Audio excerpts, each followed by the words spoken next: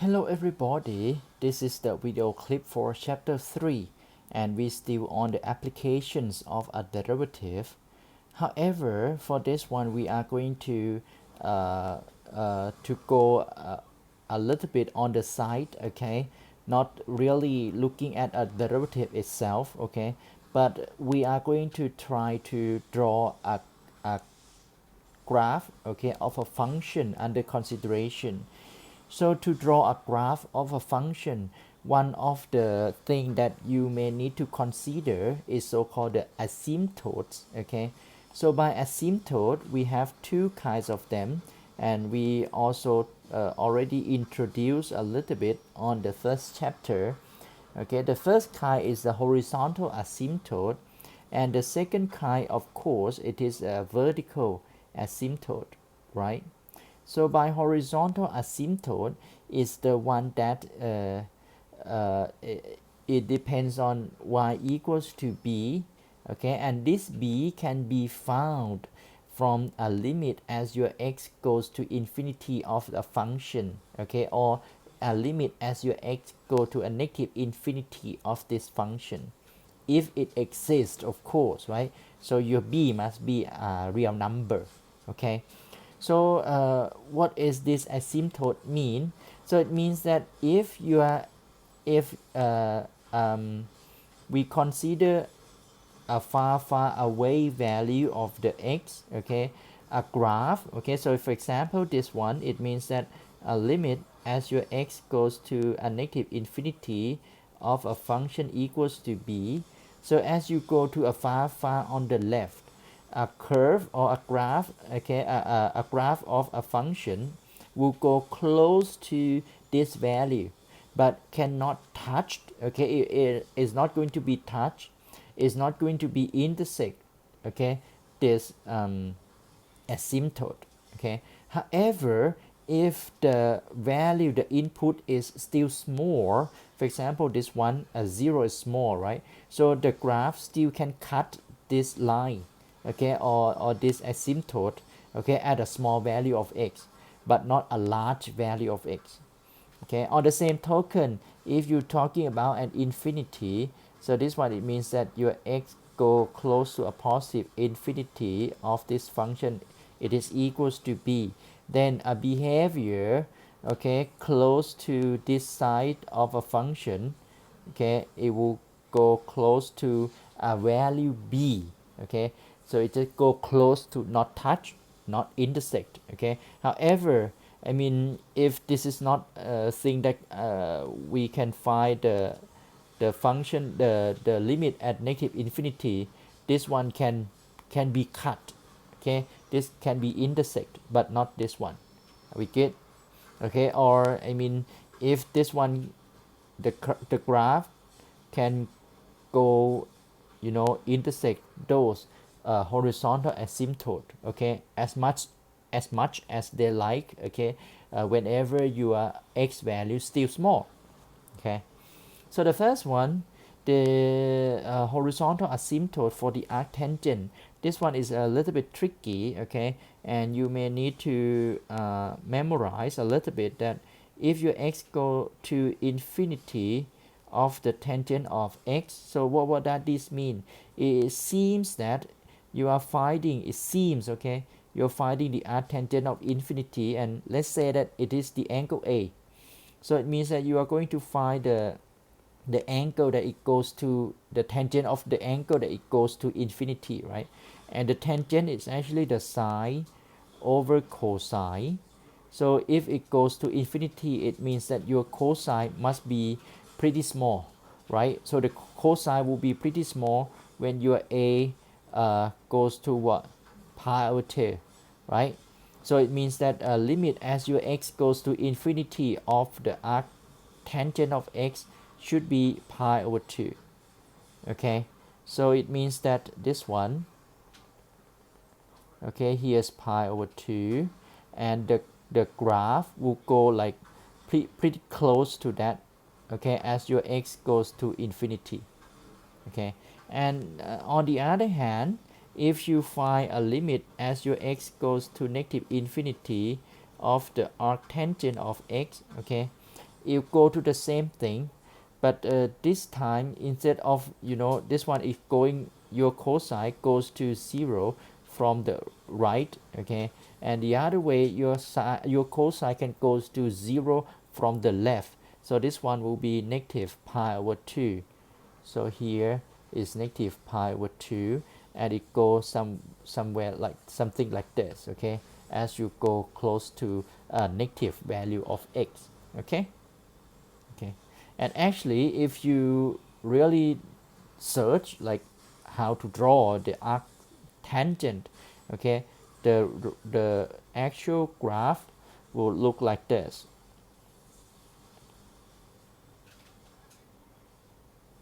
Okay, the actual graph will look like this. All right, passing through the 0. You remember that the arctangent derivative is a what? If you go back a little bit on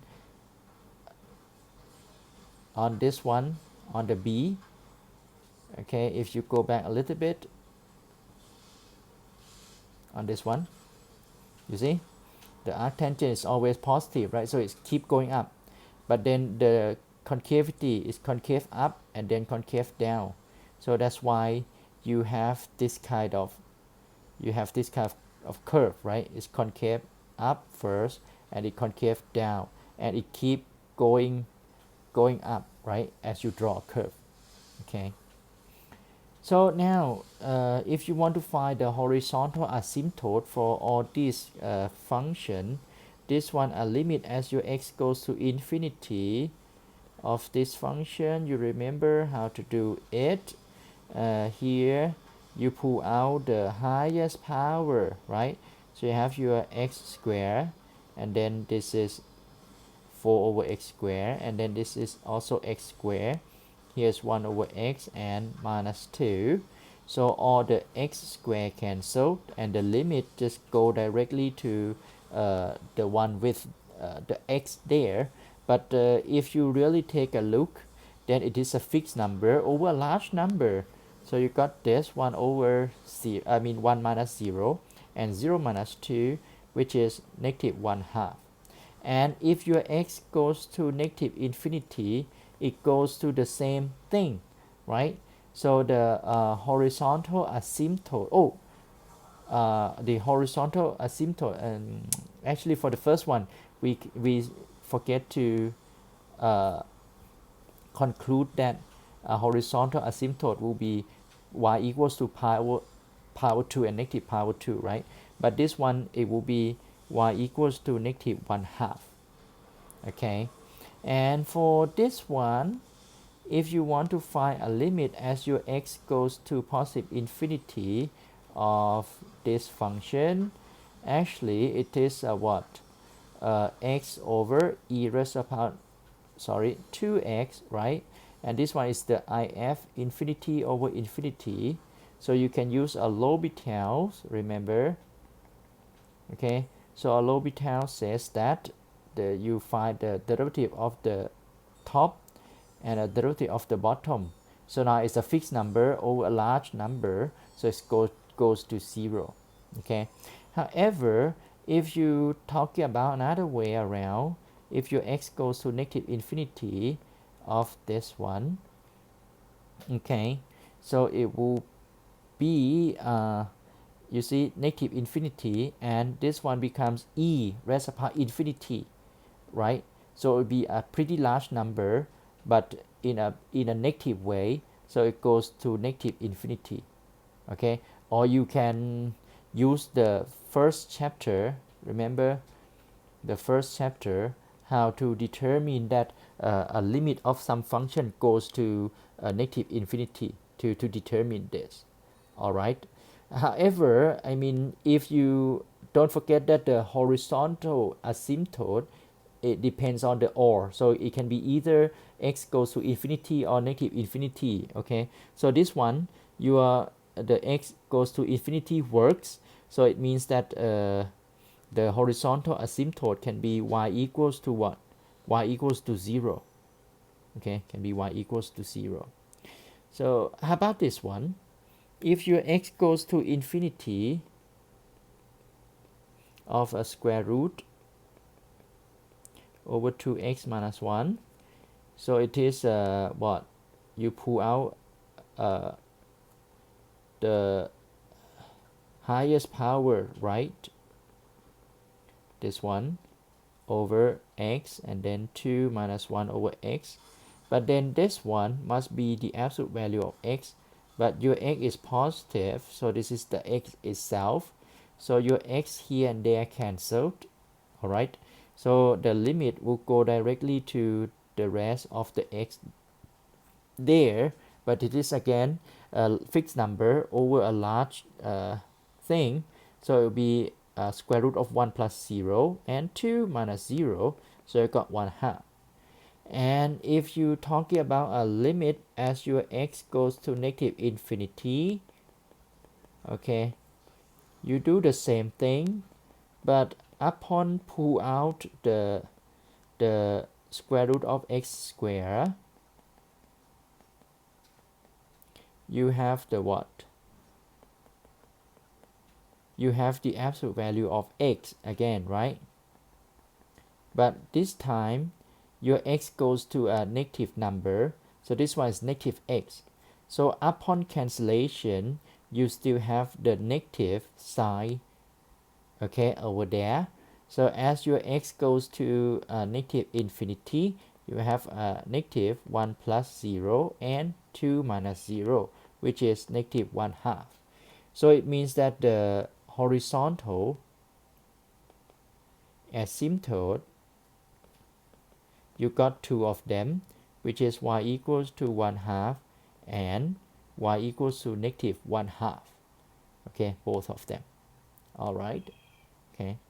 And I'm sorry that I start from the second part of the video clip.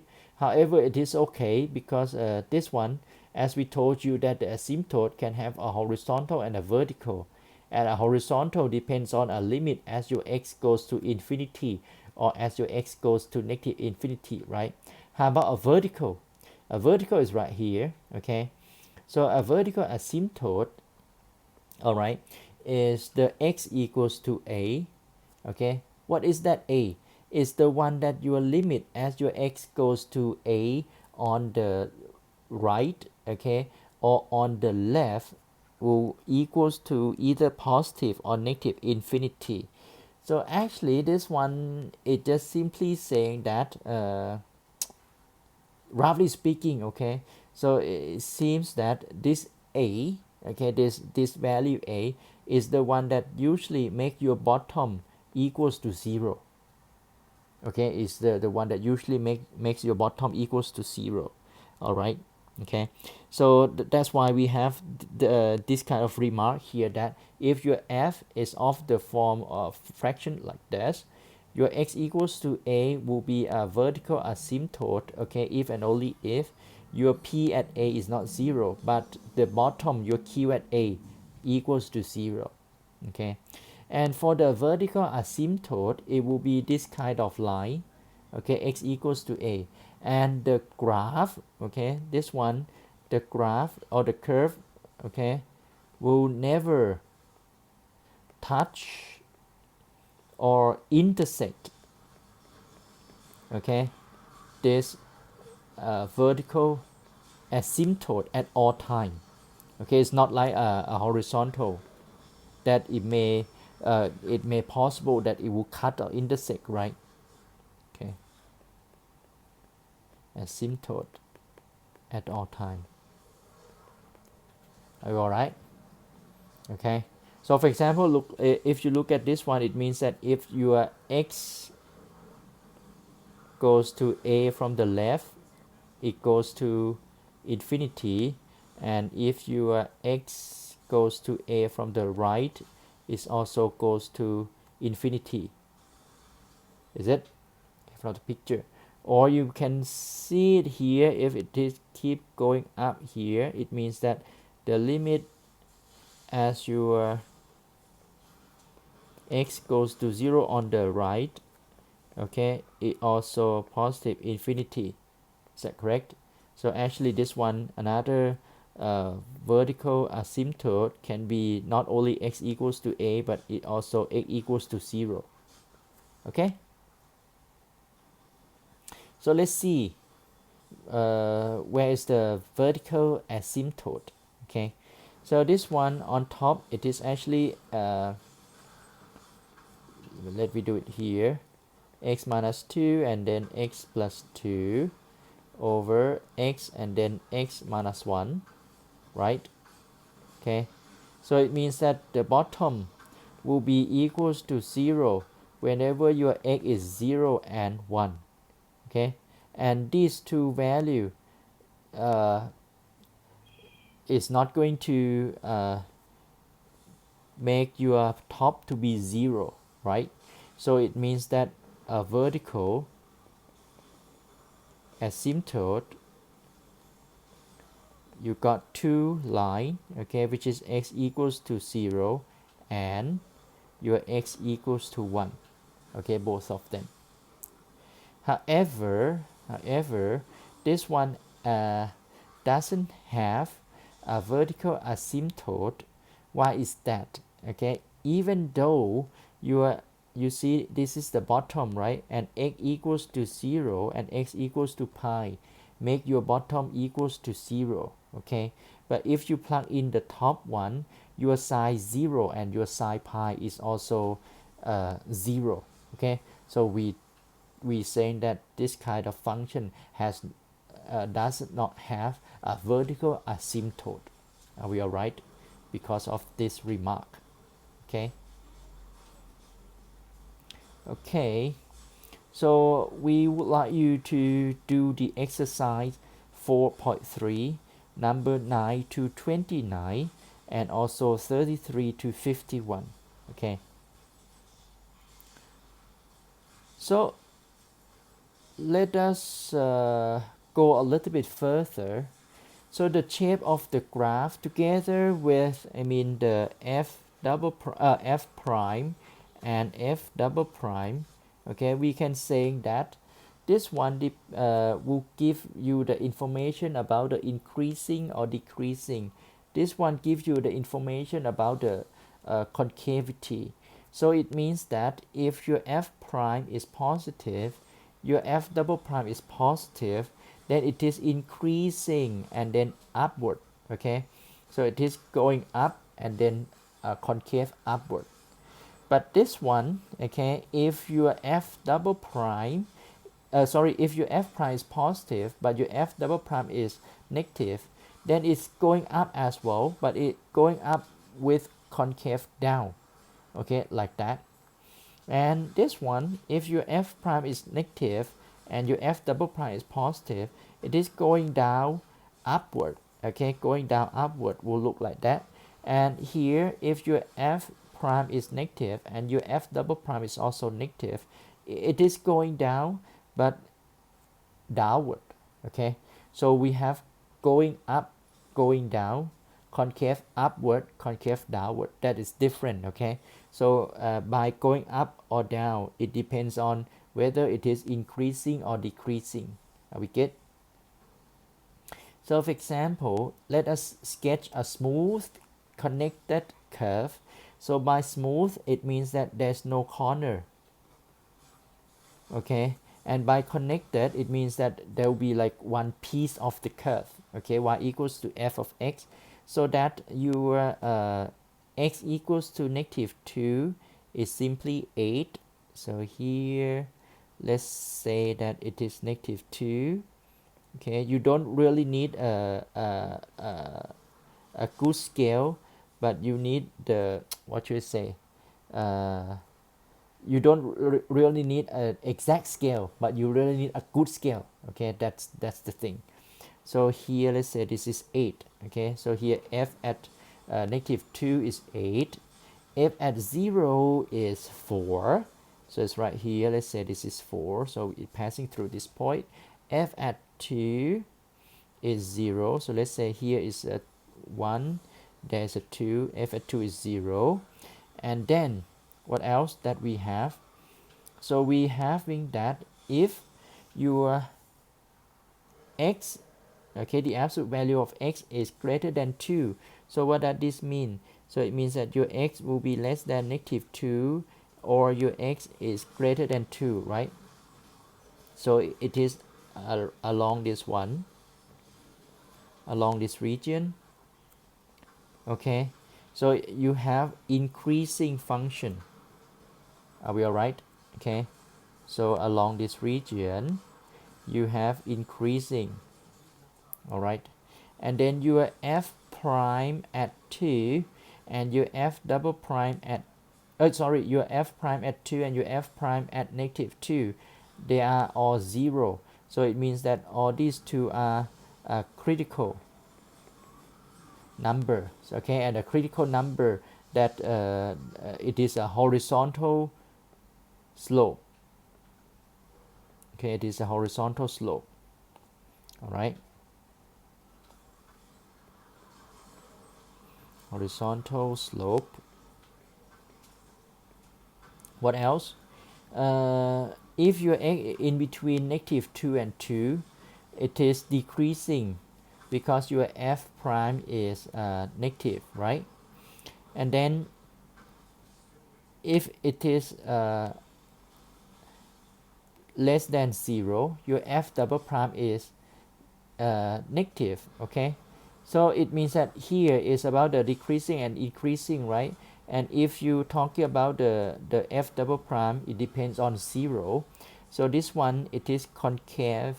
If your x is less than 0, it concave down, and if your x is greater than 0, it is concave up.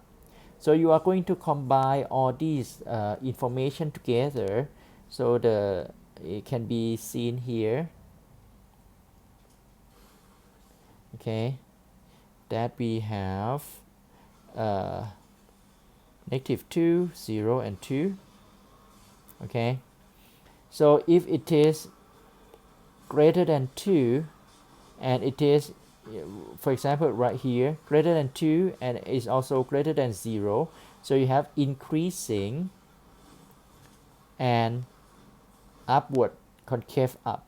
Okay, if it is between 0 and 2, you see 0 and 2, you have a what? Decreasing but still concave up. So it is decreasing, concave up. If it is from negative 2 to 0, it's still decreasing but it concave down. So decreasing, concave down. And then this one, the last one, beyond negative 2, so it must be less than 0, right? So it is increasing again and it is concave down.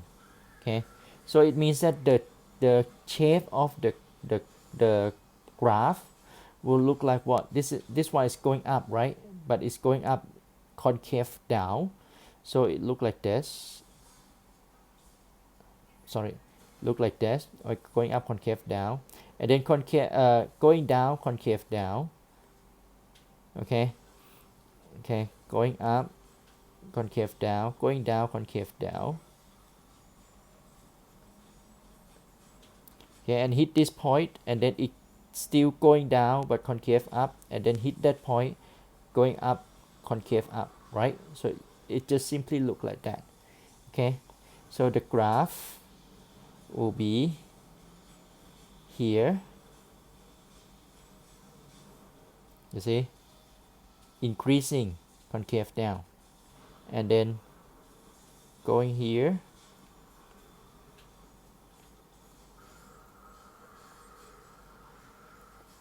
passing through this point.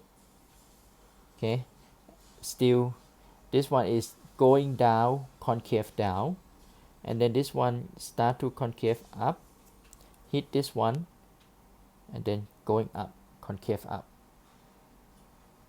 Okay, hit this point. This one is the inflection point. This is local max, this is local min, and then it keep going up and going down like that. Okay, so if we have further information, for example, if you have further information here that at, let's say, negative 5, okay, the graph is cutting the x-axis again, then we know exactly where it is right here. Okay, so we are going to stop this video clip here, like to let you see, roughly speaking, the first derivative and the second derivative affect to the shape of the graph. Okay, and then the next video clip we are going to try to sketch the graph, okay, from the function itself and try to carry on all the analysis together. Okay, so we'll see you on the next video clip. Bye bye.